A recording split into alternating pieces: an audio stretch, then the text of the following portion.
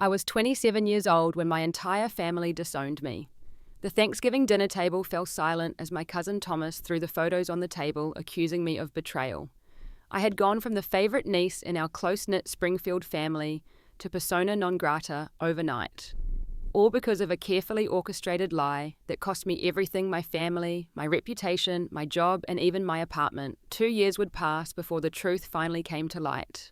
Before I share how my life fell apart and then slowly came back together, let me know where you are watching from and hit that subscribe button if family drama stories resonate with you. Growing up in Springfield, Massachusetts, family meant everything to us. The Walkers were known throughout town as a traditional American family with strong values and unbreakable bonds. Sunday dinners were mandatory, birthdays were celebrated with elaborate parties, and loyalty to family was the highest virtue. In the center of it all stood my grandmother, Eleanor Walker, the uncompromising matriarch, whose approval everyone sought but few truly earned. Among all my cousins, Thomas and I shared the closest bond.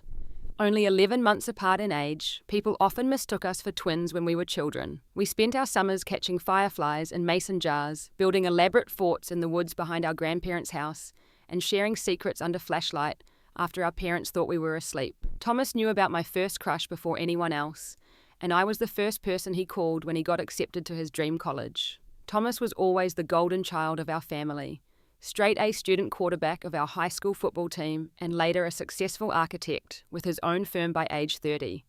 He could do no wrong in the eyes of our family, especially our grandmother. I carved my own path too, though, with less fanfare. After college, I secured a position at Horizon Marketing, a respected agency in town. Within 4 years, I had worked my way up to senior marketing strategist, managing campaigns for some of our biggest local clients. My colleagues respected me, and my bosses saw potential for further advancement. Family dynamics in the Walker clan were complicated beneath our picture-perfect exterior. Grandmother Eleanor ruled with an iron fist inside a velvet glove. Appearances mattered above all else. Any hint of impropriety or failure was quickly hushed up and handled behind closed doors. I once overheard her telling my aunt, "The Walkers do not air dirty laundry in public, we bleach it until it sparkles."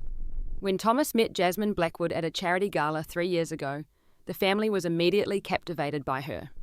Beautiful, sophisticated, and from an equally prestigious family, she seemed the perfect match for our golden boy. Their relationship progressed rapidly, going from first date to serious commitment within months. The first time Thomas brought Jasmine to Sunday dinner, she charmed everyone with thoughtful compliments and insightful questions about our family history.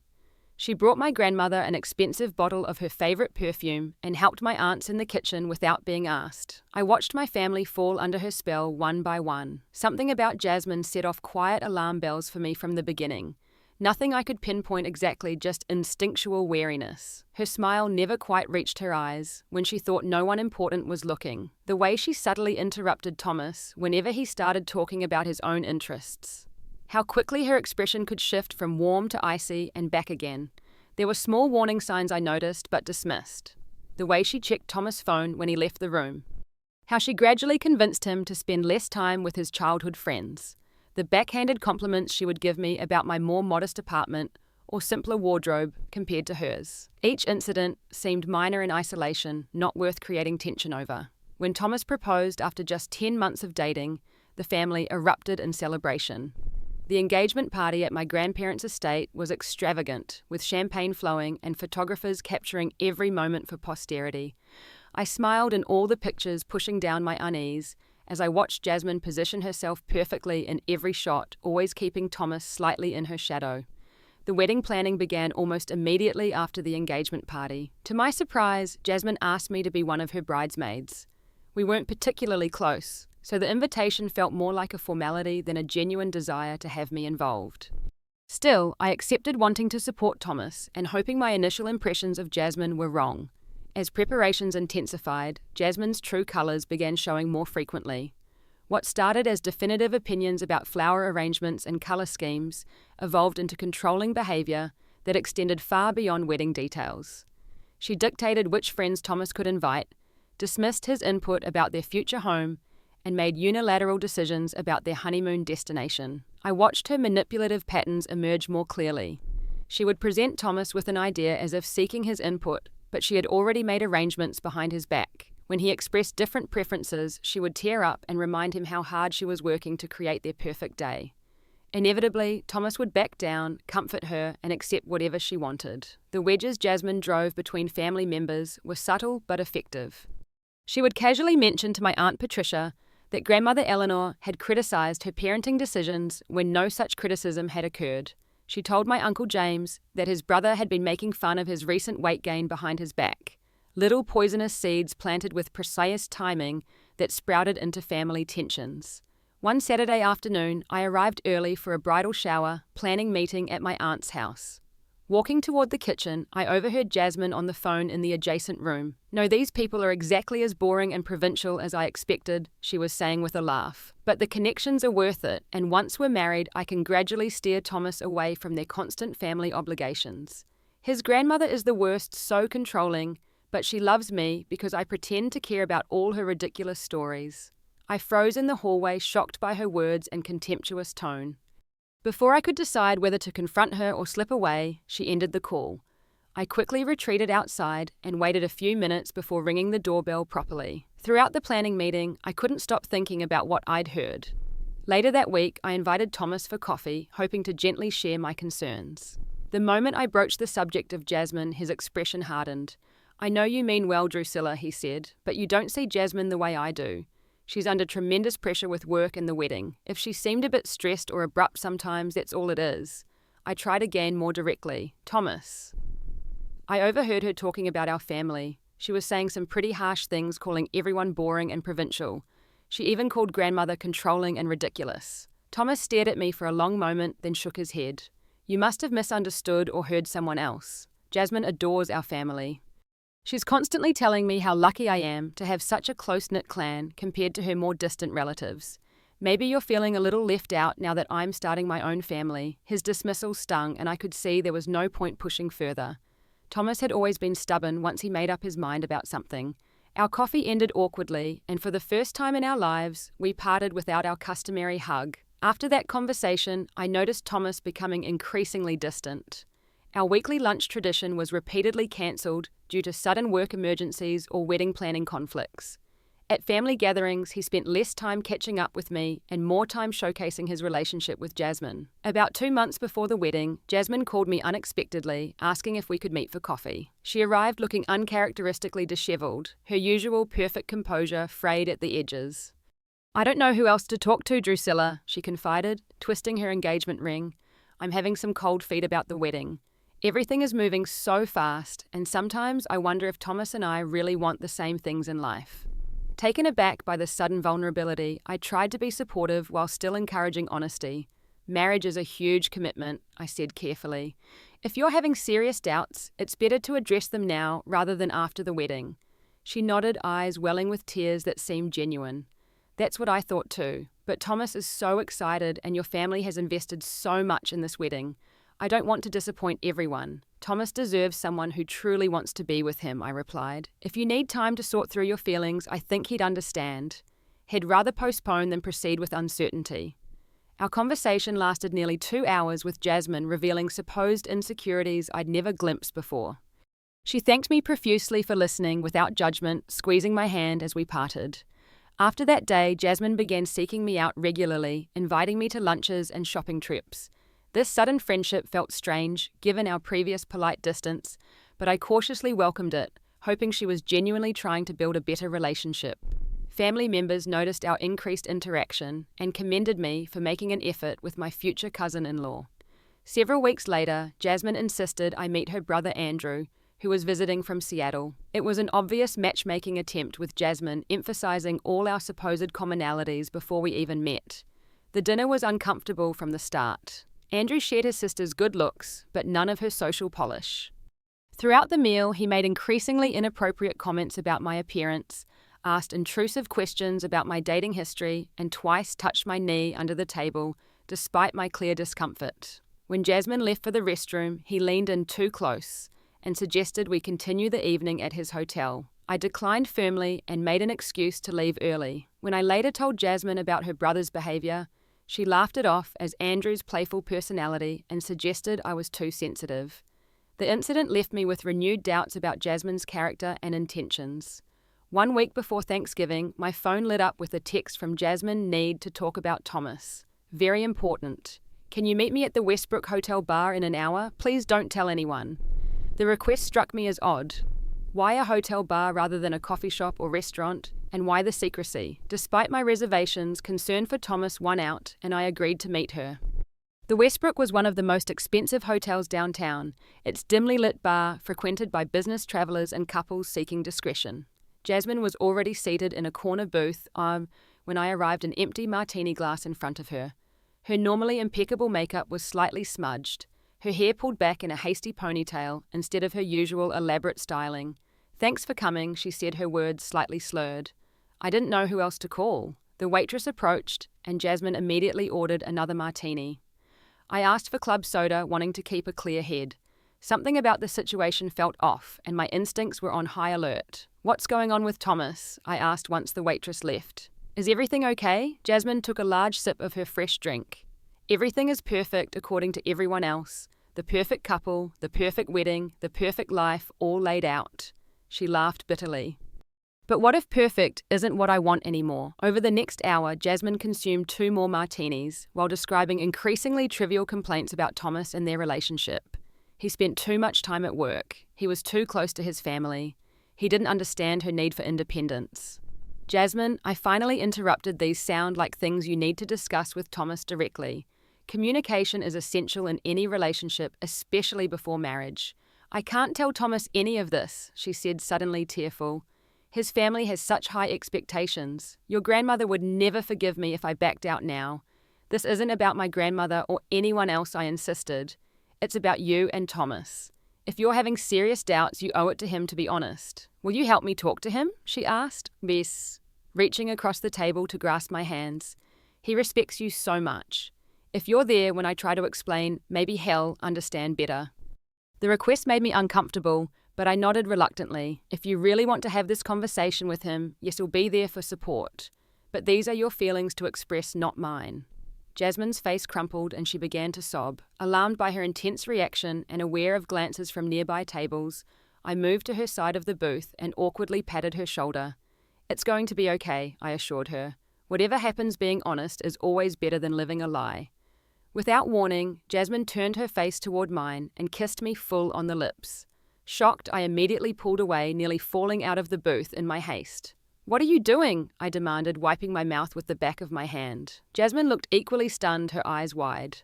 I'm sorry, I don't know what came over me. I'm just so emotional and confused right now. From the corner of my eye, I caught a flash near the bar entrance. Someone with a phone pointed in our direction. When I turned to look directly, whoever it was had already disappeared. I think I should go, I said firmly, gathering my coat and purse. You need to sober up and think carefully about what you want, Jasmine. Wait, please don't leave, she begged, grabbing my wrist.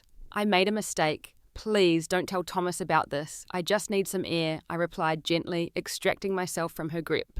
Get some water and call a cab. We'll talk tomorrow when you're thinking more clearly. Outside in the cold November air, I tried to make sense of what had just happened. The kiss felt calculated rather than impulsive, and the timing with that glimpse of someone taking photos seemed far too convenient to be coincidence. Still, I couldn't imagine what Jasmine would gain from such a strange performance. Later that night, apologetic texts flooded my phone. Jasmine claimed she was embarrassed and ashamed, blaming her behavior on alcohol and pre-wedding jitters. She begged me not to mention the incident to anyone, especially Thomas. Against my better judgment, I agreed, deciding that one drunken mistake wasn't worth potentially derailing their relationship if she truly regretted it. For the next few days, I kept my distance from both Jasmine and Thomas, unsure how to navigate the awkwardness. I debated whether I should tell Thomas about his fiancée's apparent cold feet, but without knowing if Jasmine had resolved her doubts, it felt premature to interfere. Thanksgiving arrived and I drove to my grandmother's house with a homemade pumpkin pie and carefully neutral expression. The moment I walked through the door, I sensed something was wrong. Conversations halted abruptly when I entered rooms. Aunts who normally greeted me with enthusiastic hugs offered stiff nods instead. Uncle James, who'd always been like a second father to me, couldn't meet my eyes. Dinner was a tense affair. I was seated at the far end of the table, away from my usual place near grandmother and Thomas. Nobody directed conversation my way, and my few attempts to join ongoing discussions were met with uncomfortable silences. After dessert, Thomas approached me, his face a mask of barely controlled rage. "Can I talk to you in the study?" he asked, his voice tight. My heart pounding, I followed him into our grandfather's old study. The rest of the family trailed behind, filing into the room in solemn procession. Thomas closed the door once everyone was inside. "Do you want to explain these?" he demanded, throwing a manila envelope onto the desk. With shaking hands, I opened the envelope and pulled out several glossy photographs. They showed Jasmine and me at the Westbrook Hotel bar sitting close together in the booth. The final photo captured the moment Jasmine kissed me, but from an angle that made it appear I was a willing participant rather than caught by surprise. "It's not what it looks like." I began, my voice sounding small even to my own ears. "Then what exactly is it?" Thomas shouted. "My fiancée confessed everything, Drusilla. How you've been meeting secretly for weeks. How you pursued her, knowing she was marrying me." "That's a lie," I protested, looking around the room at the family members, whose love and respect I'd always counted on. The hurt and disgust in their eyes pierced me like physical blows. "Jasmine asked me to meet her to talk about you. She was saying she had doubts about the wedding. She kissed me out of nowhere and I immediately pulled away." Grandmother Eleanor stepped forward, her face more severe than Ed ever seen it. "Enough excuses, Drusilla. Jasmine told us everything, how you've been obsessed with her, constantly texting her, trying to undermine her relationship with Thomas. We have the evidence right here." "You believe these doctored photos over me?" I asked incredulously. "Over your own granddaughter. Someone clearly set this up. Why would I do this to Thomas, to our family?" "Because you've always been jealous of Thomas," my Aunt Patricia interjected. "Always competing with him, and now you couldn't stand to see him happy when your own love life is non-existent." The accusation was so absurd, so contrary to the close relationship Thomas and I had always shared, that I could only stare in stunned silence. "Tell me one thing," Thomas said, his voice dropping dangerously low. "How long have you been sleeping with my fiancé, behind my back?" "I have never slept with Jasmine," I shouted, finally finding my voice again. "Thomas, you know me. We've been like siblings our entire lives. I would never betray you like this." But the evidence was damning the story Jasmine had spun, apparently convincing, and my family had already made up their minds. No amount of denial or explanation seemed to penetrate the wall of judgment that had formed around me. "I want you out of my house," Grandmother declared, her voice cutting through the charged atmosphere. "You are no longer welcome in this family. We do not harbour snakes in our midst." "Grandmother, please," I begged, tears streaming down my face. "You are dead to me, Drusilla," she replied coldly. "Dead to all of us." The drive home from my grandmother's house that Thanksgiving night remains a blur in my memory. Somehow I navigated the familiar streets through tears that wouldn't stop my mind spinning with disbelief and desperation. By the time I reached my apartment, 17 missed calls and over 30 text messages had accumulated on my phone from various family members, none expressing support or willingness to hear my side of the story. For the next week, I tried frantically to reach individual family members, hoping that one-on-one conversations might break through the wall of collective judgment. My calls went straight to voicemail. Emails bounced back with automated responses. Text messages showed as delivered but remained unread.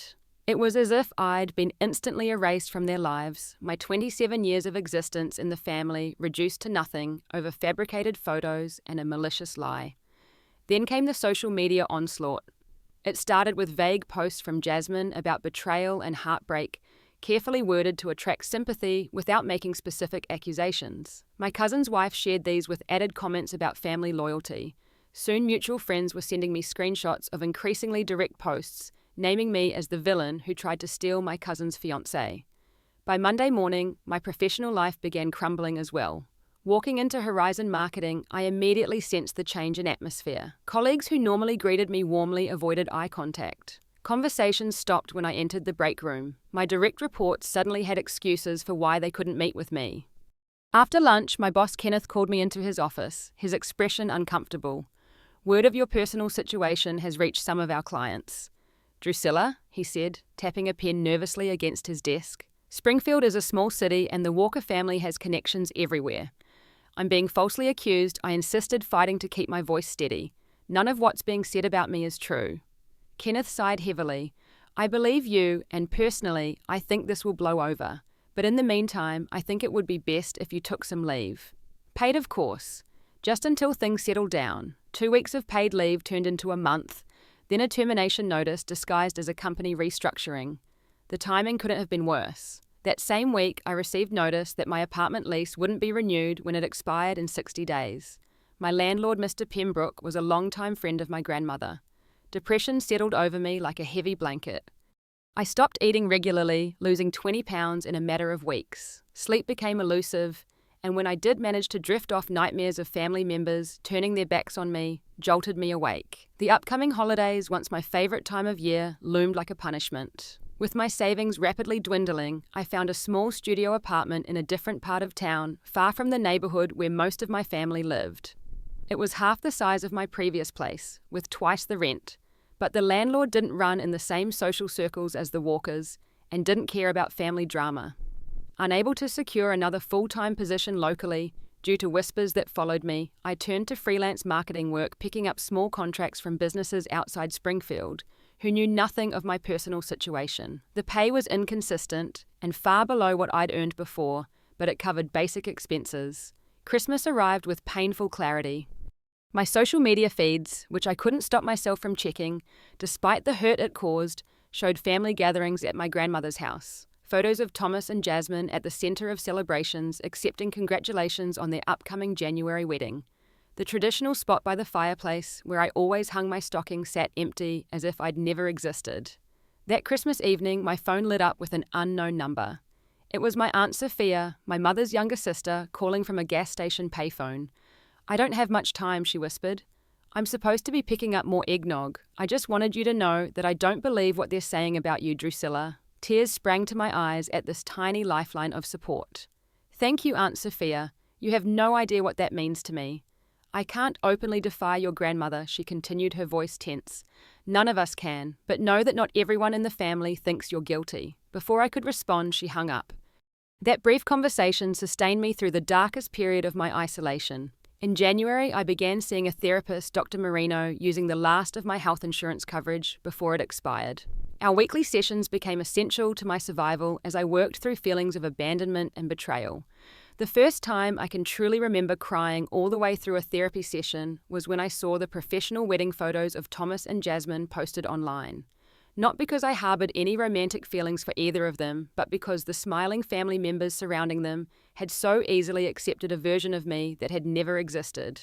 Dr. Marino helped me understand that my family had been primed to believe the worst because Jasmine had been strategically planting seeds of doubt about me for months. And perhaps more painfully, that their quick willingness to disown me without a fair hearing revealed problems in our family dynamic that had always existed beneath the surface. The anxiety attacks began shortly after the wedding. Triggered by glimpsing a family member in public or hearing a song that reminded me of childhood gatherings, these episodes would leave me gasping for breath, heart racing, convinced I was dying.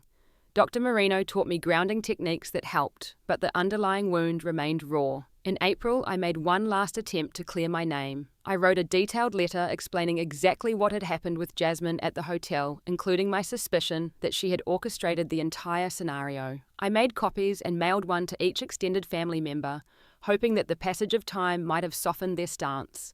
Most were returned unopened. The few who actually received my letter never responded. As spring turned to summer, I watched from the digital sidelines as life in the Walker family continued without me. Thomas and Jasmine's honeymoon photos in the Maldives, my cousin Ashley's graduation, the annual 4th of July barbecue at Lake Hopatcong. Each event a reminder of what I'd lost through no fault of my own. The small digital marketing agency, where I eventually found employment, was nothing like the prestigious Horizon Marketing. Located above a Thai restaurant in a less fashionable part of town, WebSmart consisted of just 6 employees in a space barely large enough for our desks. The pay was modest, the clients mostly local businesses with limited budgets, but the work atmosphere was refreshingly drama-free. It was at WebSmart that I met Sophia Chen, a graphic designer whose warmth and directness cut through the protective shell I'd built around myself. During my second week, she plopped down in the chair opposite my desk during lunch break. "So what's your story?" she asked without preamble. "You carry yourself like someone from a much bigger agency, but you're working here with the rest of us scrappy underdogs." Something about her friendly bluntness made me lower my guard slightly. I had a position at Horizon before this, I admitted. Things didn't work out. Sophia nodded thoughtfully. "Family drama, right? Small towns are the worst for that. My cousin works at the bank where Thomas Walker has his business accounts. Word gets around. My stomach tightened with the familiar anxiety that accompanied any mention of my family. You heard about that just pieces, but having met you, the rumors don't add up, Sophia shrugged. People are quick to believe the worst without looking deeper. Their loss. That simple vote of confidence from a near stranger meant more than Sophia could possibly know. Over the following weeks, our lunch break conversations deepened into genuine friendship. Eventually, I shared the full story with her, bracing for judgment that never came. That Jasmine sounds like a classic narcissist, Sophia declared when I finished. Setting you up like that to eliminate a threat textbook move. Through Sophia, I gradually became part of a friend group completely removed from my previous social circles. They were a diverse bunch, a bartender studying for his nursing degree, a librarian with a passion for roller derby, an elementary school teacher who performed stand-up comedy on weekends. What united them was their authenticity and lack of pretension qualities I'd never fully appreciated before my fall from grace. During this period of rebuilding, I discovered photography as a therapeutic outlet. I'd always enjoyed taking pictures, but now I found myself drawn to capturing small moments of beauty and resilience. Street art on abandoned buildings, wildflowers pushing through sidewalk cracks, elderly couples holding hands in the park. Each image a reminder that beauty could emerge from brokenness. One Saturday morning, I was photographing sunrise at Riverside Park when a voice behind me commented, "The light would be better if you moved about 10 feet to your right." Turning, I found myself face to face with a man about my age. Camera equipment far more professional than mine slung across his shoulder. James Reeves, he introduced himself with an easy smile, amateur photography critic and occasional actual photographer. There was something immediately comfortable about James, his self-deprecating humour, the respectful way he offered suggestions without condescension, his evident passion for capturing the world through a lens. When he invited me to join a local photography club that met monthly, I surprised myself by accepting. James became my photography mentor, patiently explaining aperture settings and composition techniques. Our friendship developed slowly, built on shared interests rather than forced intimacy. This measured pace was exactly what I needed, my ability to trust deeply damaged by Jasmine's betrayal and my family's abandonment. The first time James asked me to dinner, I panicked and invented an excuse to decline. The second time a week later, I agreed, but spent the entire meal vigilant for warning signs of manipulation or hidden agendas. The third time, I finally began to relax and enjoy his company for what it was, genuine interest, without ulterior motives. I haven't had the easiest time with trust lately, I confessed to him after we'd been dating for a month. I figured, James replied, squeezing my hand gently. You've mentioned your family situation in pieces. I'm not in any rush, Drusilla. Whatever pace works for you is fine with me. His patience became a healing balm, allowing me to gradually lower my defenses without feeling pressured or vulnerable. 8 months after my family's rejection, an unexpected message appeared in my social media inbox. It was from Marcus Bennett, Thomas' oldest friend and best man at his wedding. It took me 3 days to work up the courage to open it. I know we were never particularly close, his message read, but I've always respected you, Drusilla.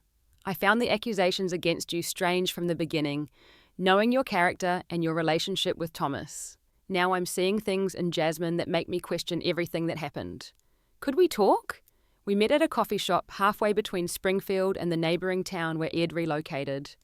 Marcus looked uncomfortable, tugging at his collar repeatedly as he struggled to meet my eyes. Thomas and Jasmine's marriage isn't going well, he began without preamble. 3 months in, and he's already called me twice in the middle of the night, wondering if he made a mistake. A complicated mix of emotions washed over me. Vindication tinged with sadness for my cousins, pain and lingering hurt that it had taken problems in his marriage for anyone to question Jasmine's story. Marcus described how Jasmine's controlling behaviour had escalated after the wedding. She monitored Thomas' calls and texts. She had tantrums if he wanted to watch sports with friends instead of attending social events with her colleagues. She belittled his career achievements in front of others, then claimed she was just joking when confronted privately. The Thomas I knew growing up wouldn't have tolerated this, Marcus said, shaking his head. It's like he's a different person now, second-guessing himself, constantly walking on eggshells around her.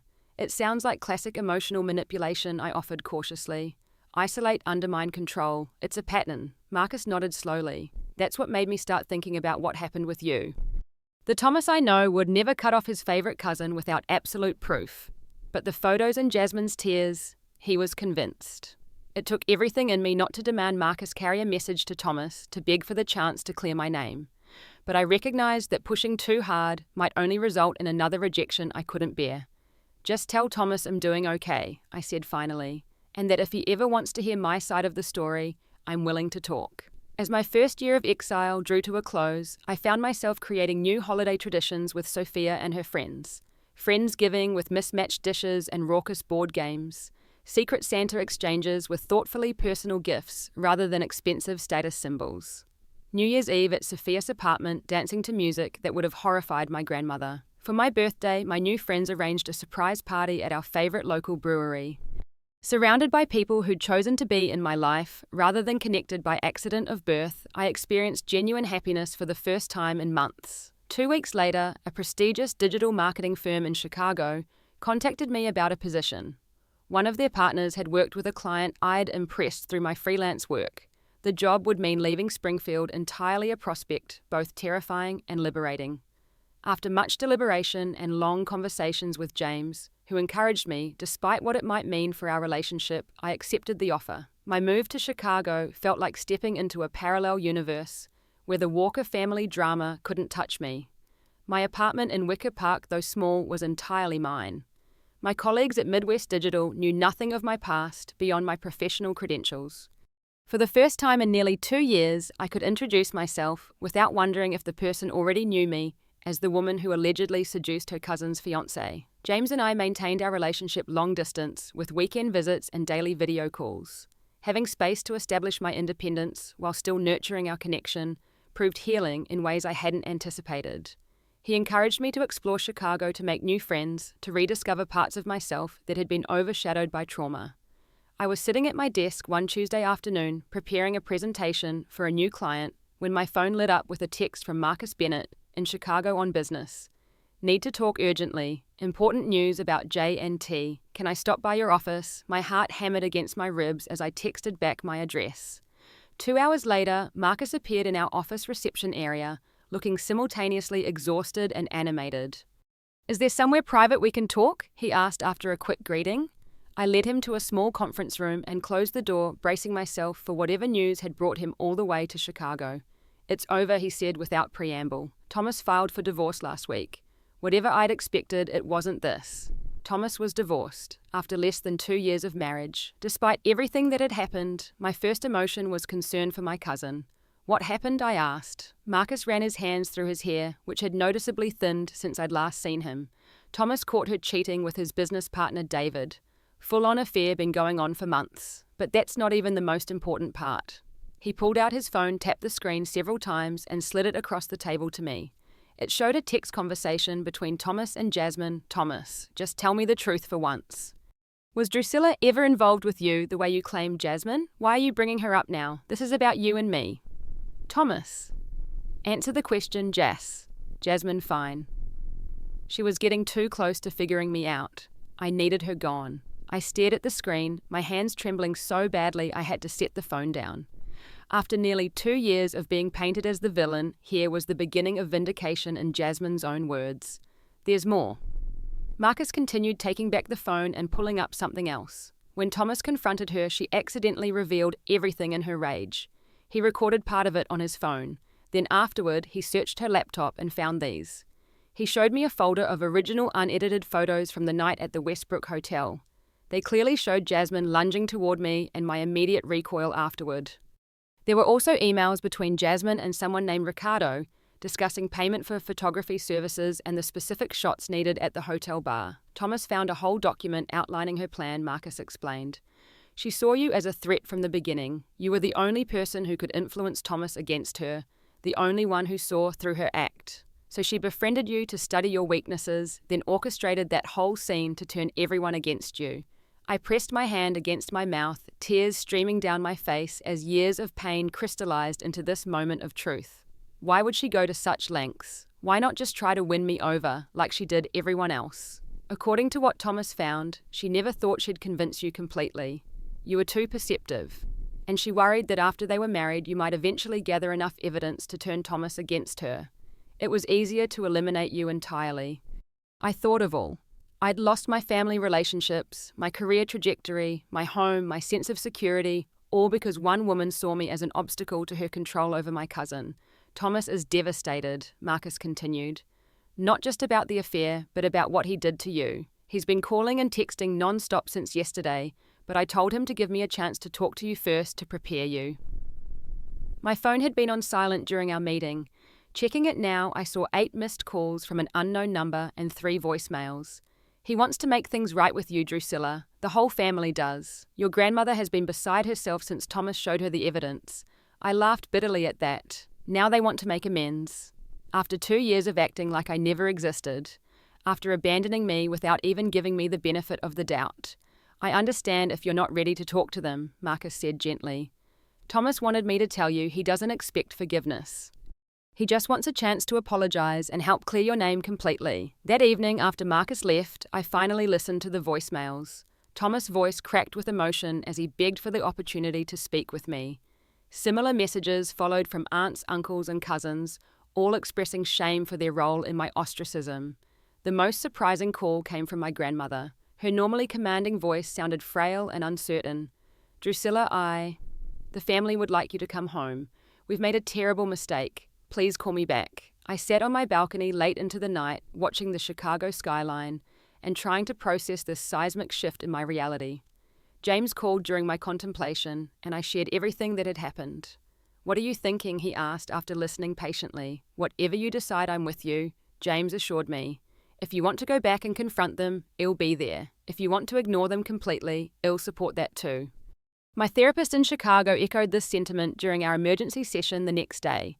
Forgiveness doesn't mean forgetting or removing boundaries, Dr. Powell reminded me. It's about freeing yourself from carrying their burden. You can acknowledge their apologies without returning to the same relationship dynamic. Over the next week, I exchanged cautious texts with Thomas, establishing ground rules for any potential reconciliation. I agreed to come back to Springfield for a family meeting, but only with James accompanying me as support. I would stay in a hotel, not at anyone's home. And I reserved the right to leave immediately if I felt attacked or invalidated in any way. The journey back to Springfield felt surreal, like traveling backwards in time. Streets and buildings I had known my entire life now seemed to belong to another person's memories. James squeezed my hand reassuringly as we pulled up to my grandmother's house where the family had gathered. Whatever happens in there, remember that you've already won, he said. You've built a beautiful life without them. Anything good that comes from this is just extra. Drawing strength from his words, I stepped out of the car and walked toward the front door, ready to face my past so I could fully embrace my future. The grandfather clock in the foyer still chimed the same melody it had throughout my childhood. Family photos lined the hallway, though I noticed with a pang that images including me had been returned to their places like artifacts hastily restored to a museum after a theft. My grandmother stood at the entrance to the living room, her once commanding posture now slightly stooped with age and perhaps the weight of her actions. Drusilla, she said softly, reaching toward me with trembling hands. I stepped back slightly, maintaining the physical boundary I needed. James' steady presence behind me gave me courage. Hello, grandmother, I replied, my voice steadier than I felt. I've agreed to listen to what everyone has to say. The living room fell silent as I entered. My entire extended family sat in a rough circle. Aunts and uncles perched awkwardly on the edges of sofas. Cousins cross-legged on the floor. Thomas stood by the fireplace, his face haggard with dark circles under his eyes. No one seemed to know where to look. I appreciate you coming, Thomas began, his voice rough with emotion. I know nothing I can say will undo what we've done to you, but I need you to hear how deeply sorry I am for failing you, for choosing to believe the worst about someone who had always shown me nothing but loyalty and love. There were details in his apology that cut fresh wounds, the discovery that Jasmine had been methodically turning him against me for months before the hotel incident, planting doubts about my motives and character. How she'd orchestrated not just the kiss and photos, but a comprehensive smear campaign designed to ensure no one would believe me. When Thomas finished speaking, my Aunt Patricia stepped forward. I should have known better, she said, her voice quavering. You were like a daughter to me after your mother passed. The moment Thomas accused you, I should have demanded evidence, asked questions, insisted on hearing your side. Instead, I joined the mob. What kind of person does that to their own niece? One by one, family members offered apologies that ranged from deeply reflective to awkwardly self-justifying. Uncle James admitted he'd had doubts about Jasmine's story, but had been too cowardly to speak up. My cousin Ashley confessed she'd participated in spreading rumors at college about me, an admission that felt like a fresh betrayal. When everyone had spoken, all eyes turned expectantly to my grandmother. She sat stiffly in her armchair, hands folded in her lap. The Walker family has always prided itself on loyalty, she finally said, but we showed you none, Drusilla. We chose appearance over truth, conformity over justice. Her voice faltered slightly. I was wrong. We all were. And while I understand it may be too late to repair what we've broken, I hope you might someday find it in your heart to allow us the chance to try. It wasn't quite the full apology I'd hoped for, no acknowledgement of how her emphasis on family reputation had created the perfect environment for someone like Jasmine to manipulate, no recognition of her role as the ultimate authority, whose rejection had sanctioned everyone else's. But it was more humility than I'd ever witnessed from Eleanor Walker. The room fell silent, the weight of expectation palpable. They were waiting for my response, perhaps hoping for tears of forgiveness, promises to restore what was lost. I appreciate everyone taking responsibility for their actions, I began carefully, and I don't doubt the sincerity of your regret. But I need you all to understand something clearly. You didn't just hurt my feelings or cause me temporary inconvenience. You destroyed my life as I knew it. I described the professional opportunities lost, the financial hardship, the nights spent contemplating whether life was worth living when everyone I'd loved had abandoned me. I detailed the anxiety attacks that still sometimes woke me in the middle of the night, the way I flinched whenever someone raised their voice unexpectedly, the countless therapy sessions required to rebuild my sense of self. When you chose to believe I was capable of that kind of betrayal without even giving me a fair hearing, you showed me who you really are, I concluded. And when you disowned me entirely rather than seek the truth, you taught me that conditional love is no love at all. Thomas stepped forward, tears streaming down his face. What can we do? Drusilla, tell us how to make this right. I looked around at the faces of my family, seeing genuine remorse alongside the discomfort of people confronting their own moral failures. Some relationships can't be repaired, I said finally. The trust is too thoroughly broken. Others might be rebuilt, but never to what they were before. I'm willing to cautiously reconnect with those of you who are prepared to respect the boundaries I need and understand that forgiveness doesn't mean forgetting. I turned to Thomas. You were my best friend for 27 years. That counts for something even now, but we'll never again have the relationship we once did. That died the moment you looked me in the eyes and chose to believe I would betray you in the worst possible way. To my grandmother, I said I forgive you, because carrying anger only hurts me further. But forgiveness doesn't obligate me to trust you again. Trust is earned through consistent actions over time, not granted automatically because of shared DNA. I explained that I would not be moving back to Springfield. My life in Chicago with James, my new friends, and my career was not a consolation prize, but a hard-won accomplishment. I was open to phone calls, occasional visits, even holiday gatherings eventually, but always with clear boundaries and the understanding that I would leave at the first sign of manipulation or control. As the family meeting concluded, various members approached to embrace me or exchange contact information. Thomas lingered until most had departed, clearly hoping for a private moment. You seem happy, he observed cautiously when we finally stood alone. Chicago agrees with you. I'm building a life I love, I confirmed. One where people value me for who I am, not for fitting into a predetermined role or maintaining appearances. I wish I thought of this, Thomas admitted, looking down at his hands. Leaving, starting over somewhere new. Instead, I'm stuck here with all these reminders and the family constantly hovering, treating me like I'm made of glass since the divorce. For a moment, I glimpsed the little boy who'd once been my closest ally in navigating the complex dynamics of the Walker family. Despite everything, compassion stirred within me. It's never too late to redefine yourself, Thomas, I offered. The hardest part is taking the first step. We parted with a brief, awkward hug, both familiar and foreign, like revisiting a childhood home now occupied by strangers. On the drive back to our hotel, James asked gently, "How are you feeling?" Like I've finally put down a weight I've been carrying for years, I answered truthfully. Not completely healed, but lighter. Ready to move forward without looking back quite so often. 2 years after that first family reconciliation meeting, I'm sitting in my Chicago apartment watching the sun set over the city skyline, reflecting on how far I've come. James moved in 6 months ago, bringing his photography equipment and endless patience. The ring on my finger still feels new, a promise of partnership based on mutual respect and genuine love, rather than appearances or obligation. My journey from devastating betrayal to something resembling peace wasn't linear.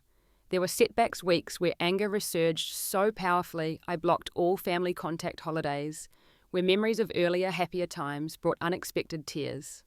But gradually, the sharp edges of pain dulled into something more manageable, if never completely forgotten. My relationship with my family exists now within carefully maintained boundaries. I visit Springfield 3 or 4 times a year, staying in a hotel rather than with relatives. Some family members have made the effort to visit me in Chicago, seeing my life here, rather than expecting me to always be the one to return. My grandmother, now increasingly frail at 85, has even made the trip twice, though such journeys are becoming more difficult for her. The healing process taught me that family comes in many forms.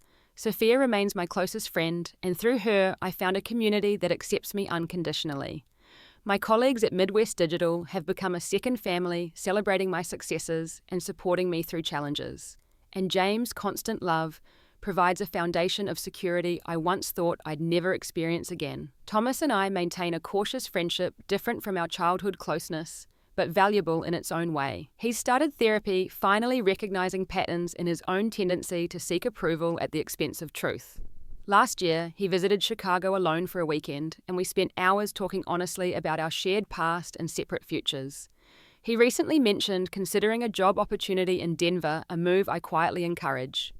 The most profound lesson from my ordeal is that resilience isn't about remaining unbroken, but about how we reassemble ourselves after shattering. The broken pieces of my former life couldn't simply be glued back together. Instead, I had to carefully select which fragments to keep and which to discard, adding new elements to create something stronger and more authentic than what existed before. Trust once broken never returns in quite the same form.